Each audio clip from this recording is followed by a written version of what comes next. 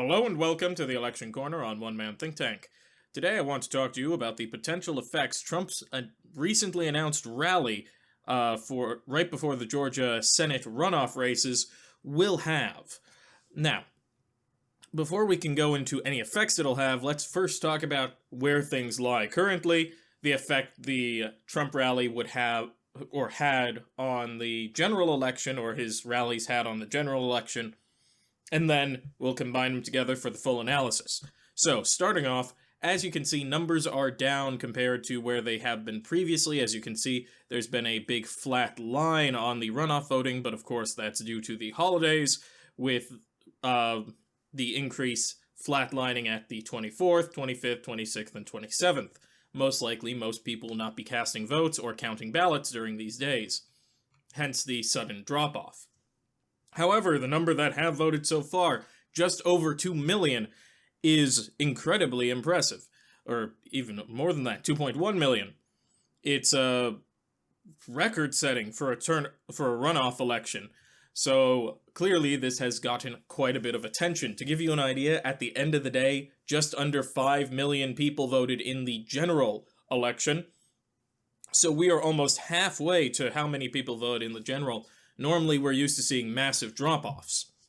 So, if we look at the numbers here, you've got a decent number of white voters. They make up about 55%. African Americans make up about 31, 32%, depending on the day.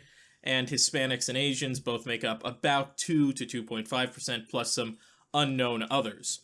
Women are holding at about 55%. They've been about consistently there, which results in men holding about 45%, or with a few individuals who have not indicated a gender or indicated a third gender.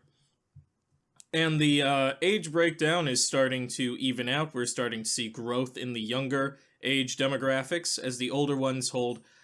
So over 50 is holding at about 66%, while under 50 is holding at about 33%, though we will see the younger demographics most likely slightly increase as we go towards Election Day. There's also been a stellar proportion of non-voters, people who did not vote in the general election. So, just under 70,000. That is great news for the Democrats, let me say. All of this is actually great news for the Democrats. Because if we take a look at this, all of these numbers lead to maybe right now the Democrats having between a 0.5 and a 1.5 percentage point lead in both races, which is great for them. But, much like what happened in the general election, the GOP will have to make up those numbers on Election Day, and the question is, can they? So, let's go to how the Trump rallies affected 2020's general election races, and the answer I can say after doing some looking into this is they didn't actually have that much of an effect. Which isn't shocking. The rallies were more about Trump and less about getting out the vote. Now, this rally is specifically for the two Georgia senators, and he may just be speaking at it. However, given his current trend of rambling about how the election was stolen, doing that for 30 minutes, then ending with go out and vote for these guys is not the best way. Most likely, Trump will use this as a ego boost like he has his normal rallies. As such, the effect could be muted. However, it is happening the night before, so that very well could get some voter turnout for the GOP. However, I think it will be, for lack of a better term, a statistically non-important number. The one big factor here is, well, the content of what he says, but the second most important factor is the fact that it will tie these two senators to Trump, which, in a state like Georgia, with the results we've seen, that could very well hurt him. Or hurt the senators, rather, because Georgia was willing to go red Senate, blue presidency, indicating there was a level of dislike towards Trump.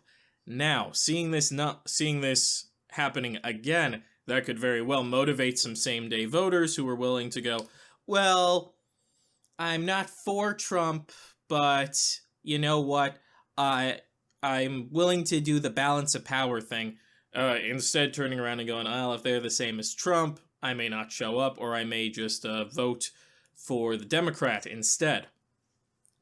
But indications, especially when we look at the county data, give it a moment to load here, is also good for the Democrats. We are seeing high numbers of turnout, which is what the Democrats want.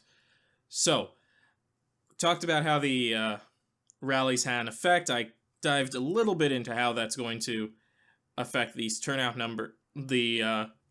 Not that much of an effect on turnout, but we need to talk about one more thing in this.